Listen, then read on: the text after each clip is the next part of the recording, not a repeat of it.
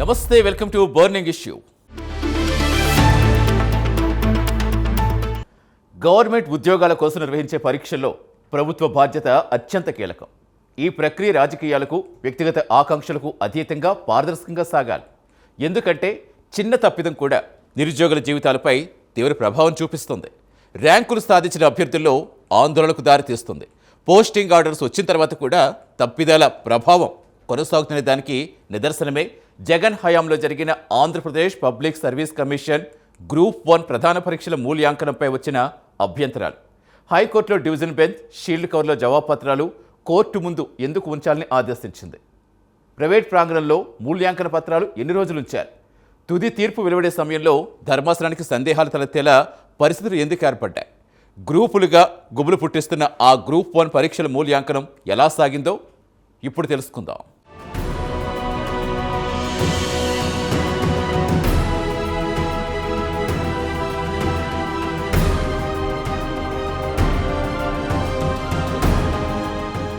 Group 1 పరీక్షలు నిరుద్యోగుల కలల గమ్యం. లైబ్రరీలు, స్టడీ సెంటర్లు, ఆన్లైన్ క్లాసులు ఇవే వారి ప్రపంచం. కుటుంబ బాధ్యతలు, ఆర్థిక ఒత్తిడులు, వ్యక్తిగత సమస్యలు అన్నీ పక్కన పెట్టి ఒక లక్ష్యాన్ని ముందుంచుకుని శ్రమిస్తారు.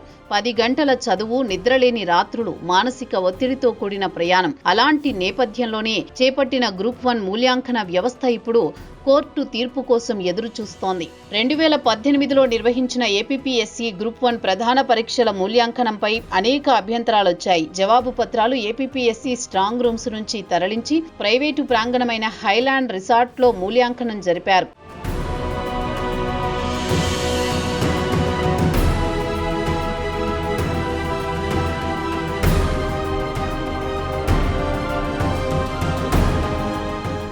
ఏపీపీఎస్సీ తీసుకున్న చర్య నిబంధనలకు విరుద్ధంగా ఉందని అభ్యర్థులు కోర్టును ఆశ్రయించారు. హైకోర్టు డివిజన్ బెంచ్ ఈ వ్యవహారంపై విచారణ చేపట్టి ఏపీపీఎస్సీ తీరుపై తీవ్ర అసంతృప్తి వ్యక్తం చేసింది.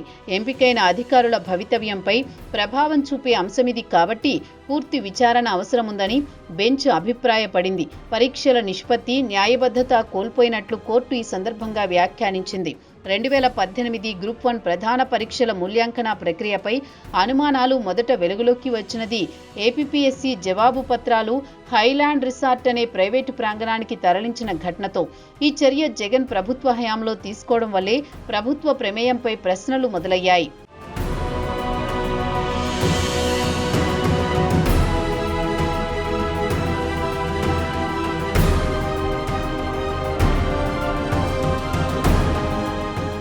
అరవై 65 రోజుల పాటు మూల్యాంకనం ప్రైవేటు ప్రాంగణంలో జరగడం, 20 లక్షలు ఖర్చు, పోలీసులు మోహరింపు, ఏపీపీఎస్సీ స్ట్రాంగ్ రూమ్ నుంచి తరలింపు వంటి అంశాలు హైకోర్టు డివిజన్ బెంచ్ దృష్టికి వచ్చాయి.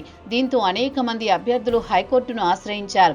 న్యాయమూర్తుల విచారణ, మూల్యాంకన సమయంలో ఎలాంటి అధికారిక రికార్డులు లేకపోవడం, సీల్డ్ కవర్లో సమర్పణ జరగకపోవడం, డిజిటల్ వర్సెస్ మానవీయ మూల్యాంకనలో భారీ వ్యత్యాసాలు వంటి అంశాలు బయటపడ్డాయి.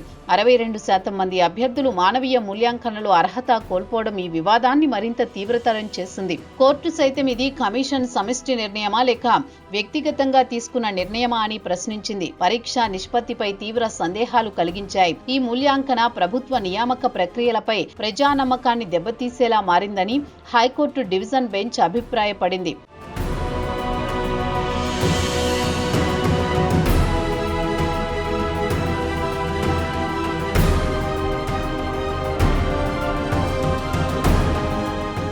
గ్రూప్ 1 వివాదం వేల మంది అభ్యర్థుల న్యాయమైన అవకాశాలను ప్రభావితం చేసింది. నిరుద్యోగుల నమ్మకాన్ని దెబ్బతీసే చర్యలుగా మారింది. ఏపీపీఎస్సీ నైతికత, న్యాయబద్ధతపై ప్రజల్లో నమ్మకం కోల్పోయే ప్రమాదం ఉందని హైకోర్టు డివిజన్ బెంచ్ హెచ్చరించింది. గ్రూప్ 1 పరీక్షలు ఎంత ముఖ్యమో అనంతరం జరిగే మూల్యాంకన ప్రక్రియ కూడా అంతే పారదర్శకంగా సాగాల్సిన అవసరం ఉంది. కానీ అది లేకపోవడం వల్ల నిరుద్యోగుల భవిష్యత్తు ప్రశ్నార్థకమవుతుందని ధర్మాసనం వ్యాఖ్యానించింది. 2022లోనే కోర్టు ఏపీపీఎస్సీను పూర్తి వివరాలతో జవాబు పత్రాలు, ఓఎంఆర్ షీట్లు, మార్కుల వివరాలను సీల్డ్ కవర్లు సమర్పించాలన్న ఆదేశాలిచ్చింది. కానీ ఈ ప్రక్రియ సాగకపోవడానికి కోర్టు తీవ్రంగా విమర్శించింది. ఇది న్యాయ ప్రక్రియను అపహాస్యం చేయడమే అని డివిజన్ బెంచ్ వ్యాఖ్యానించడం, ఎప్పుడు, ఎవరు, ఎలా మూల్యాంకనం చేశారు అనే అంశాల్లో స్పష్టత లేకపోవడం కోర్టును ఆందోళనకు గురిచేసింది.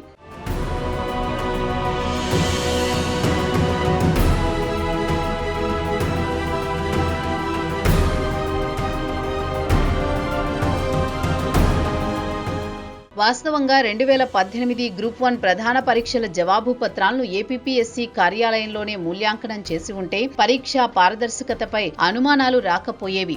డిజిటల్ మూల్యాంకన ప్రక్రియ, స్వతంత్ర పరిశీలన జరిగి ఉంటే ఎంపికైన అభ్యర్థులు కోర్టు కేసుల్లో చిక్కుకునే పరిస్థితి ఉండేది కాదు. అలాగే ఫలితాల్లో వ్యత్యాసాలు లేకుండా ఉంటే మిగిలిన అభ్యర్థులు న్యాయస్థానాన్ని ఆశ్రయించాల్సిన అవసరం ఉండేది కాదు. ఈ అంశంపైనే వైసీపీ ప్రభుత్వ హయాంలో తీసుకున్న నిర్ణయాన్ని హైకోర్టు డివిజన్ బెంచ్ తప్పుబట్టింది. ప్రైవేటు ప్రాంగణంలో మూల్యాంకనం జరగడాన్ని ధర్మాసనం తీవ్రంగా విమర్శించింది. దీనిపై అధికారికంగా ఎవరూ స్పష్టమైన సమాధానం ఇవ్వలేకపోవడం, ఫలితాల్లో 62% వరకు వ్యత్యాసం కనిపించడం వంటి అంశాలు గత జగన్ ప్రభుత్వ చర్యలపై నమ్మకాన్ని దెబ్బతీశాయి.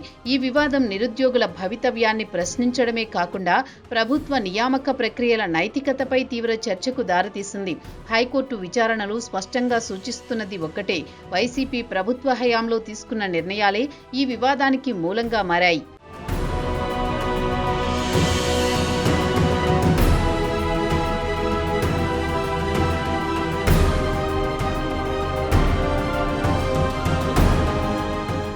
జగన్ హయాంలో జరిగిన మూల్యాంకన తప్పిదం ప్రజాసేవలో ఉండాల్సిన అభ్యర్థులను కోర్టు చుట్టూ ప్రదక్షిణలు చేయాల్సిన పరిస్థితికి నెట్టింది.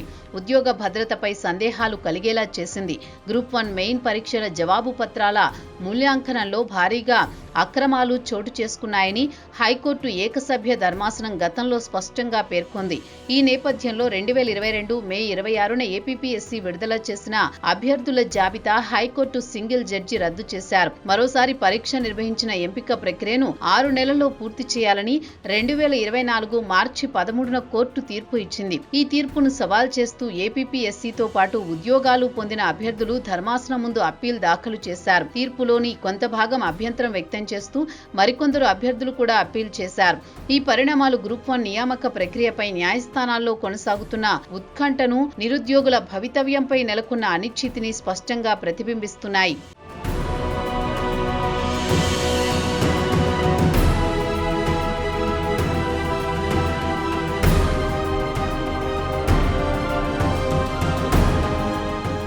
కోర్టు తీర్పు ప్రతిని సిద్ధం చేస్తున్న సమయంలో 2022 జూన్ 24న కోర్టు ఇచ్చిన ఉత్తర్వుల అమలులో లోపాలను డివిజన్ బెంచ్ గుర్తించింది.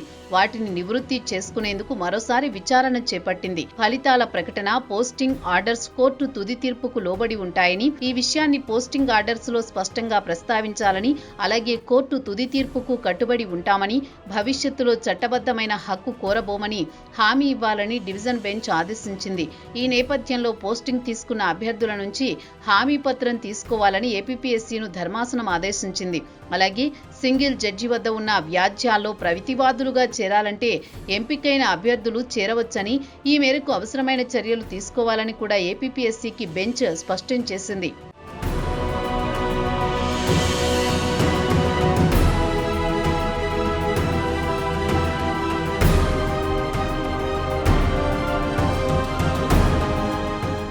Andhra Pradesh public service commissioner 2018 group 1 సర్వీసుల పరీక్షల కోసం నోటిఫికేషన్ విడుదల చేసిన అనంతరం ప్రాథమిక పరీక్షను 2019 మార్చి 10న రాష్ట్ర వ్యాప్తంగా 258 పరీక్షా కేంద్రాల్లో నిర్వహించారు.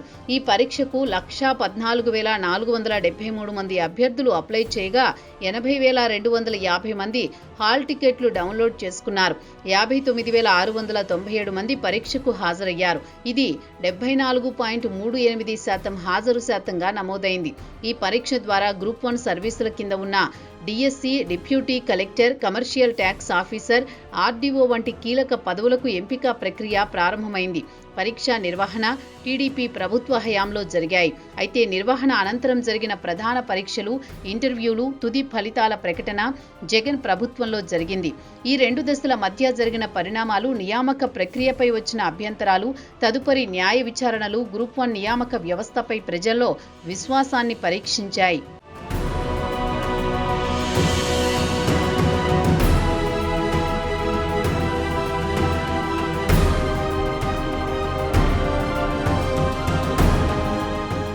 ఇప్పుడు అభ్యర్థులతో పాటు ధర్మాసనం కూడా ప్రత్యేకంగా దృష్టి సారించిన అంశం ప్రైవేటు ప్రాంగణంలో మూల్యాంకనం. హైలాండ్ రిసార్ట్స్ ను మూల్యాంకన కేంద్రంగా ఎంపిక చేయడంపై హైకోర్టు బెంచ్ ప్రశ్నలు సంధించింది. ప్రభుత్వ నిబంధనల ప్రకారం మూల్యాంకన కేంద్రం ఎంపికలో పారదర్శకత ఉండాల్సిన అవసరం ఉందని ధర్మాసనం స్పష్టం చేసింది.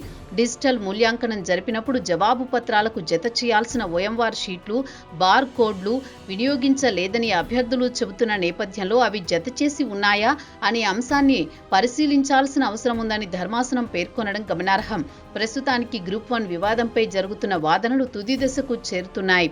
నవంబర్ 11న జరిగే హీరింగ్ నాటికి ఈ వివాదంపై మరింత స్పష్టత రావచ్చని న్యాయ వర్గాలు భావిస్తున్నాయి.